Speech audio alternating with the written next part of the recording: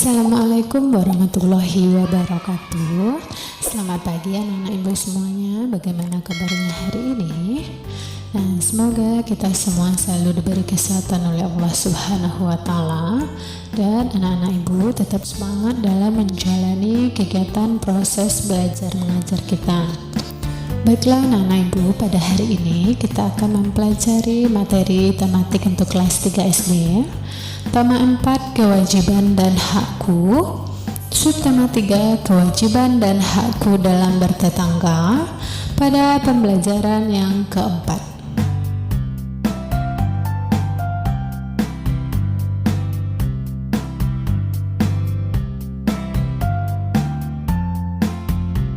Adapun tujuan pembelajaran kita hari ini, anak-anak ibu coba perhatikan, ini ada teks yaitu aku ingin lingkungan bersih. Nah, Edo sedang duduk di depan rumahnya. Ia melihat seorang anak yang tidak dikenal. Anak itu ingin mencoret-coret tembok tetangganya. Edo mengingatkannya dengan santun agar tidak mencoret-coret tembok. Edo juga pernah mengingatkan tetangganya yang membuang sampah sembarangan. Dengan santun, Edo mengingatkan tetangganya untuk membuang sampah pada tempatnya. Edo ingin lingkungan tempat tinggalnya bersih. Ia melakukan sesuatu yang dapat ia lakukan. Mengingatkan teman yang melakukan kesalahan adalah kewajiban kita. Lakukanlah dengan cara yang santun.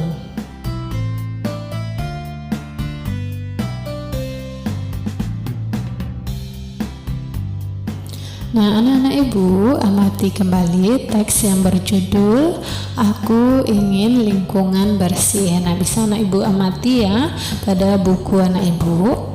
Teks yang berjudul Aku Ingin Lingkungan Bersih. Nah, tuliskan masalah dan penyelesaiannya. Nah, tadi pada teks yang berjudul Aku Ingin Lingkungan Bersih, tadi ada beberapa masalah dan juga ada beberapa penyelesaiannya. Nah, coba perhatikan itu masalah yang pertama. Edo melihat seorang anak yang ingin mencoret-coret tembok tetangganya.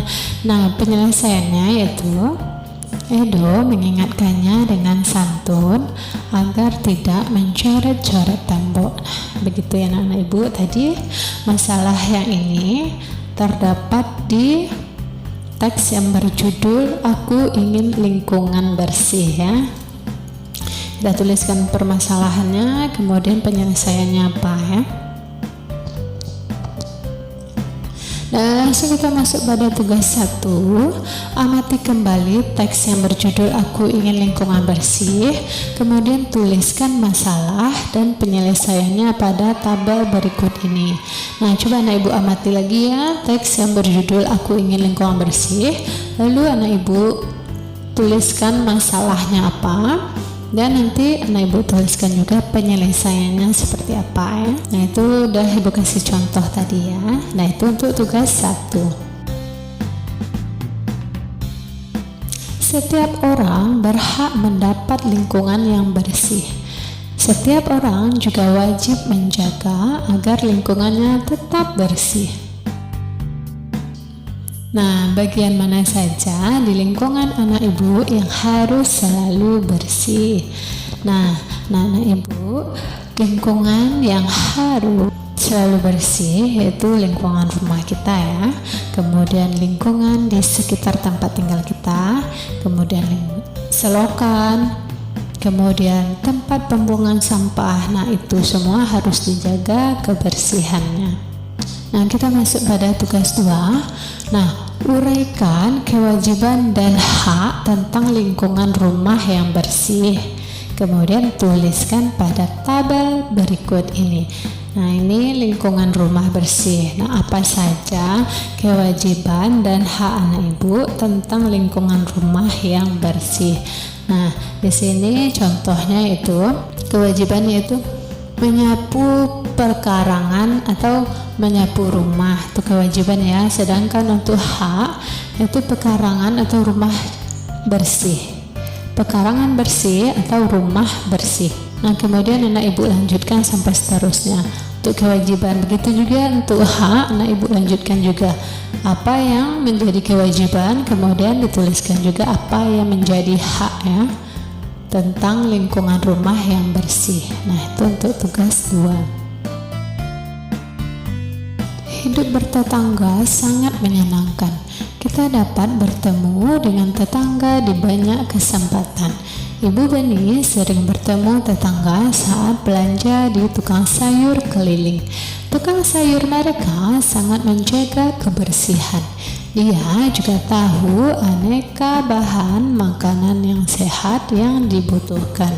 Ibu Beni dan tetangganya memilih bahan makanan yang segar dan bergizi bersama-sama. Nah, jadi anak-anak ibu, coba amati di sini Ibu Beni dan tetangganya sedang berbelanja dengan tukang sayur keliling. Nah, amati gambar Ibu Beni dan para tetangga yang sedang membeli sayuran. Nah, menurut anak-anak ibu, bagaimana cara memilih sayuran yang baik?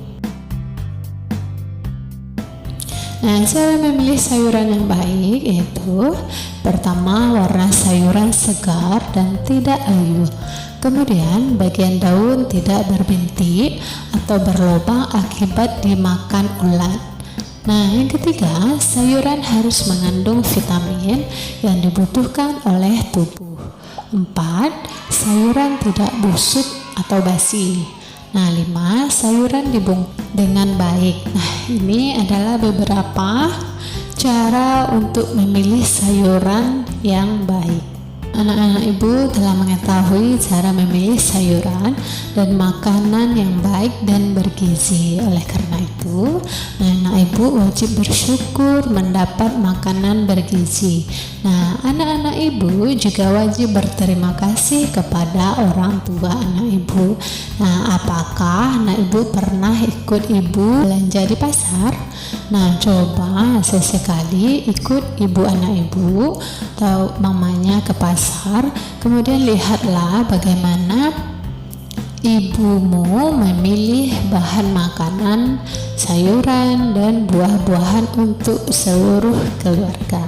Nah, jadi anak-anak ibu harus makan makanan yang bergizi.